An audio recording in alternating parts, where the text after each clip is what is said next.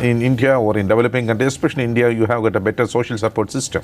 Exactly. But in US, you don't have it. Exactly. You see better social support. I mean, overall in the outcomes studies the WHO has done with lots of psychiatric instruments for many years, they show the global assessment of functioning, which psychiatrists use to assess functioning, to be very high in India and very low in the US. Okay. And at the same time, 90% or so people in India, after an episode of schizophrenia or hospitalization, end up living with their families, whereas in the US it's about 10% of people end up with the family. And so I think that may be a major factor.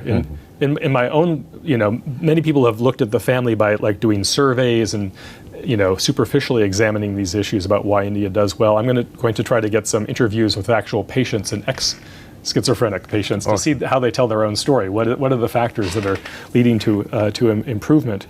And I think it's very important as India considers future mental health policy to not get rid of whatever's being done well in this country, not to simply imitate whatever we're doing in the U.S. And I think I also mentioned the U.S. actually is not doing very well. One of the main reasons is, well, again, this person I mentioned earlier, Tanya Lerman at Stanford University, and others have researched mental health care in the U.S. And basically, the system in the U.S. now is kind of a cycle where schizophrenic people will basically move from the emergency room because there really isn't a good public health care facilities for mental health mental problems anymore to